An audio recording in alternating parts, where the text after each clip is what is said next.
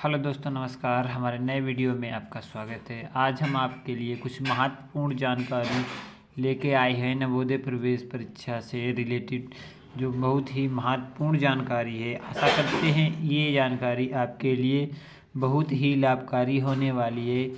कुछ बच्चों का कहना था कि सर जी ये बताइए कि कट ऑफ मेरिट है, उसे किस प्रकार से हमारे नवोदय में क्या जानकारी है, किस प्रकार से उसमें बच्चे सिलेक्ट किए जाते हैं, क्या सिलेक्शन प्रक्रिया है, क्या क्या उसमें डॉक्यूमेंट की आवश्यकता है। तो इस वीडियो में आज हम ये सारी इन्फॉर्मेशन लेके आए हैं।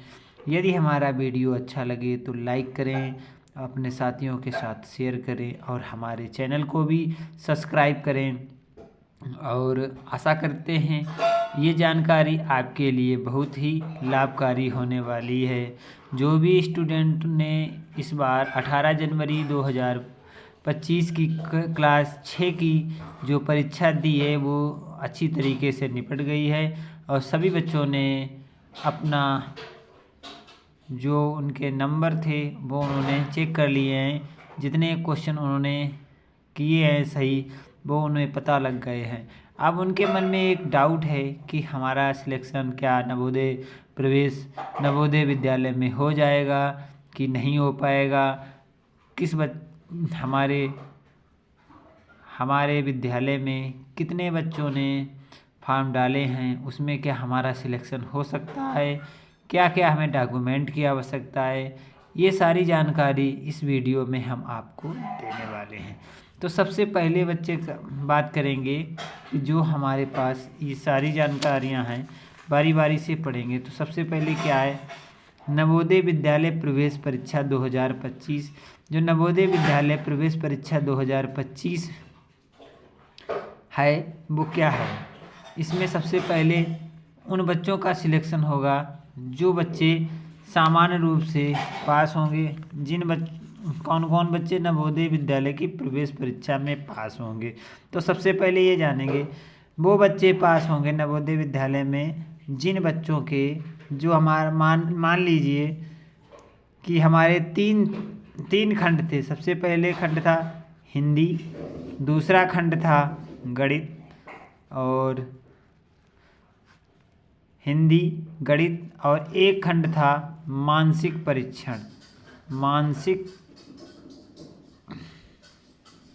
परीक्षण। तो ये खंड हमारे थे जिसमें हमारा हिंदी और गणित टोटल प्रश्न, हिंदी गणित मानसिक परीक्षण, टोटल प्रश्नों की संख्या थी, टोटल प्रश्नों की संख्या टोटल थी 20 हिंदी के, 20 गणित के और 40 इसके मानसिक परीक्षण के थे। क्या है बच्चों, देखो इसमें कम से कम 40 मार्क, 20 का 40% निकालना है। तो 40% मार्क कम से कम पास होने के लिए मार्किंग 40% है। पास होने के लिए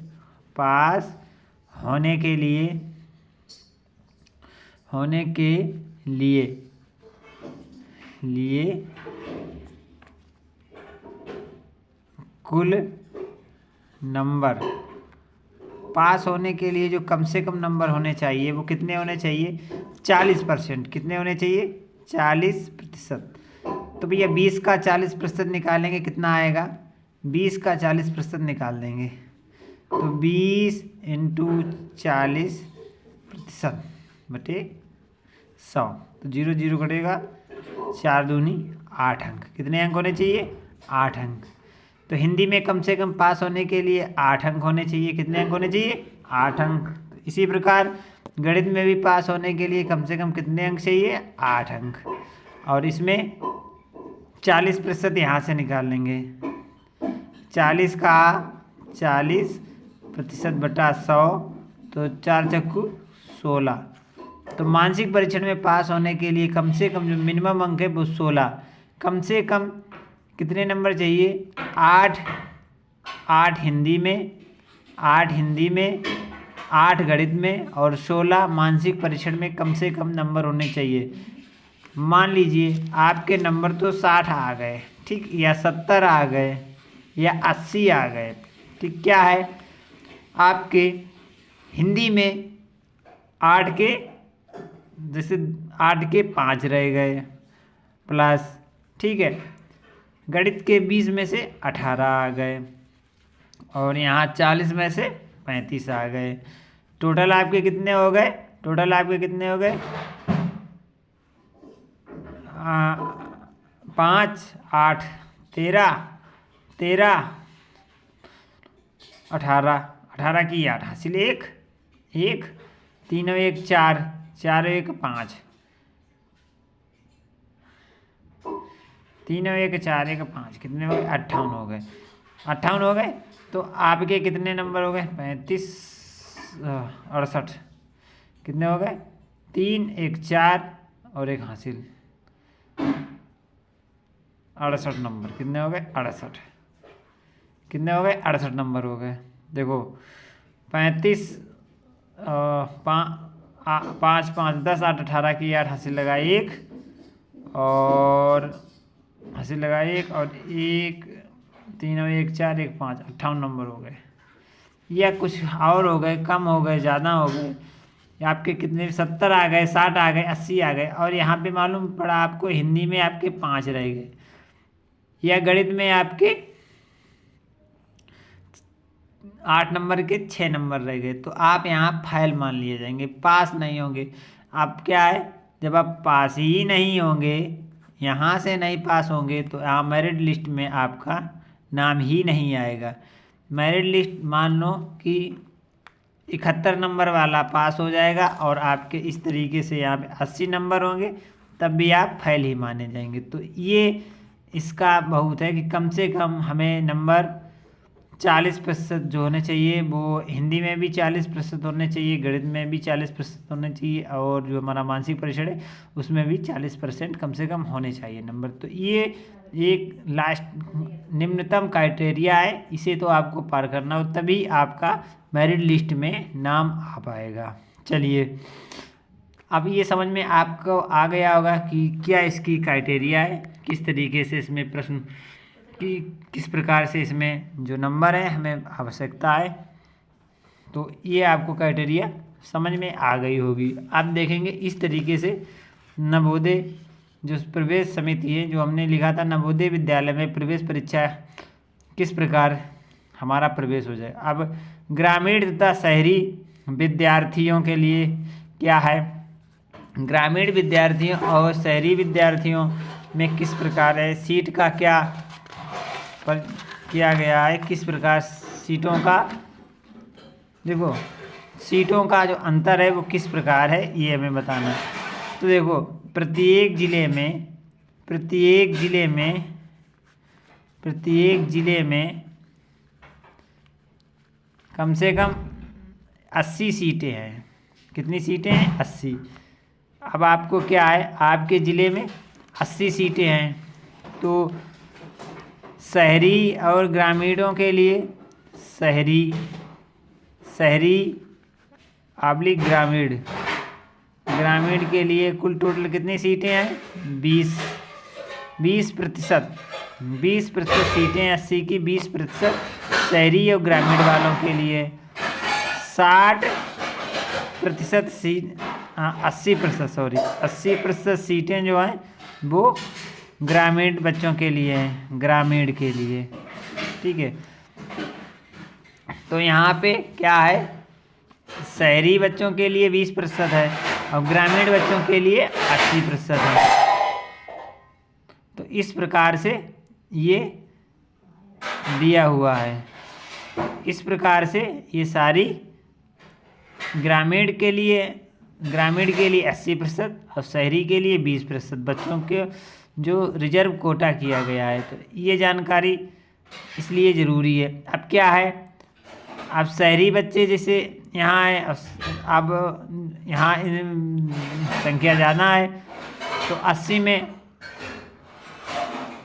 64 सीटें लगभग आप मान लीजिए ग्रामीण वालों के लिए हो गई, और 16 सीटें हो गए शहरों वालों के लिए, 16 सीटें हो गए शहर, टोटल हो गए 80 सीटें। ठीक, तो 64 जो है वो ग्रामीण वालों के लिए हैं और 16 सीटें शहर वालों के लिए हैं। अब ग्रामीण वाले बच्चे जिनके नंबर 70 आएंगे या 72 आएंगे या 75 आएंगे तो वो पास हो जाएंगे। और यहाँ शहर वाले में 90 आएंगे या 95 आएंगे या 98 आएंगे, तो इस प्रकार की शहर वाले बच्चों को लिस्ट में पास होने की संभावना रहेगी, उनका मेरिट लिस्ट में नाम आ जाएगा। अब हमें क्या संभवतः जो हमने सभी बच्चों के जो जिन जिन बच्चों ने पास किया है अपने यहाँ, जो लोग पेपर दे के आए हैं, तो उनके संभवतः हमने देखे हैं जिन क्वेश्चन पेपर जिनके हमने पढ़ के बताया, तो नंबर लगभग सभी बच्चों के 75 नंबर या 80 नंबर या 60 नंबर तो लगभग आ ही रहे हैं सभी बच्चों के। जो ग्रामीण वाले हैं तो उनके तो लगभग हमें लग रहा है कि वो उनका सिलेक्शन ज़्यादा से ज़्यादा बच्चों का ग्रामीण वालों का हो जाएगा। ये तो ग्रामीण वाले बच्चों के लिए बहुत ही लाभकारी है और आराम से उनका परीक्षण हो, मतलब उनका मेरिट लिस्ट में नाम आ सकता है। तो ग्रामीण बच्चे हैं तथा शहरी बच्चों को प्रतिशत मालूम हो गया है। तो ग्रामीण बच्चों के जो प्रतिशत है, सीटों की संख्या है, ग्रामीण वालों के लिए 64 सीटें हैं और शहर वालों के लिए 16 सीटें हैं। पास होने के लिए जो कम से कम नंबर चाहिए, पास होने के लिए कम से कम चाहिए वो 40% नंबर होने चाहिए। पास होने के लिए 40% होने चाहिए, तो 40% टोटल होता है 32 अंक, कम से कम 32 अंक होने चाहिए और सभी में 40% अलग अलग तरीके से भी आना चाहिए। ये महत्वपूर्ण जानकारी है, जो जानकारी हम दे रहे हैं ये महत्वपूर्ण जानकारी है। जो भी बच्चे हिंदी में हैं उनको कम से कम कितने नंबर चाहिए पास होने के लिए? 8 नंबर चाहिए। इसी प्रकार गणित में भी कम से कम 8 नंबर चाहिए और 16 नंबर चाहिए कम से कम मानसिक परीक्षण में। तो ये एक महत्वपूर्ण जानकारी है, पास होने के लिए कम से कम इतने नंबर आपको चाहिए ही चाहिए हैं। ठीक है बेटा, अब यहाँ पे देखो ये रहा बोर्ड समिति किस प्रकार से काम करती है, नवोदय समिति किस प्रकार से काम करती है। तो ये नवोदय समिति की काम करती है, चयन करती है जो भी बच्चे कम से कम मार्क से ज़्यादा से ज़्यादा मार्क से, जो भी कम से कम मार्क जो होते हैं हमारे 40% वो आने चाहिए। इसके बाद कट ऑफ मेरिट जो लिस्ट हमारी उठाई जाती है वो उठाई जाती है इस प्रकार की कि जिन बच्चों के नंबर, अब माना कि सिटी देहात वाले बच्चे मान लीजिए उनकी सीटें 64 हैं, 64 सीटें हैं, तो टोटल क्या है 70 वाले बच्चे ले लिए गए, तो 70 वाले बच्चे ले लिए जाएंगे। तो ये इस प्रकार से ये नवोदय समिति काम करती है। नवोदय में नंबर आने के बाद क्या क्या दस्तावेज लगेंगे, तो दस्तावेज आपके होने चाहिए, जो दस्तावेज इस प्रकार के होने चाहिए, हमारे सारे दस्तावेज होने चाहिए और टीसी वगैरह होनी चाहिए और आपको लिखा होना चाहिए, वो जो सारे जो हमें भी चाहिए मतलब दस्तावेज, वो हमने एक नया वीडियो बनाया है, वहाँ जाके आप देख सकते हैं। प्रवेश की प्रक्रिया क्या होगी, प्रवेश की प्रक्रिया यही है, आपका परीक्षा हो गया है, इसके बाद आपको वहाँ जाएंगे तो आपसे थोड़ा बहुत मॉक भी पूछ लिया जाएगा, कुछ 2-4 प्रश्न आपसे ज़रूर पूछे जाएंगे और ऑप्शनल होता है वो। ये प्रवेश की प्रक्रिया होती है, आपके कागज़ों का वेरिफिकेशन होगा, वेरिफिकेशन बहुत ज़रूरी है। सारे दस्तावेज आपके वेरिफिकेशन होने के बाद ही आपका वहाँ पर प्रवेश होगा। नवोदय की उपयोगिता, नवोदय की बहुत बड़ी उपयोगिता है, क्योंकि जो बच्चे नवोदय में जाते हैं तो उन लोगों की फ़ीस वगैरह सब छूट होती है, सारी सुविधाएं, किताबें वगैरह भी फ्री ही मिलती हैं। तो इसलिए नवोदय की बहुत ही उपयोगिता है। कुल सीटों की संख्या जो आपके ज़िले में, कुल सीटें 80 हैं, तो 80 सीटें होती हैं, हर ज़िले में 80 सीटें होती हैं। कितनी? 80 सीटें होती हैं। सीटों की संख्या जो होती है वो 80 होती है, तो कुल सीटें 80 होती हैं। आशा करते हैं ये वीडियो आपके लिए बहुत ही लाभकारी हुआ होगा। यदि आपको ये मेरा वीडियो पसंद आया हो तो हमारे चैनल को सब्सक्राइब करें और इस वीडियो को लाइक करें, शेयर करें अपने साथियों के साथ और कमेंट कर सकते हैं। जय हिंद, जय भारत।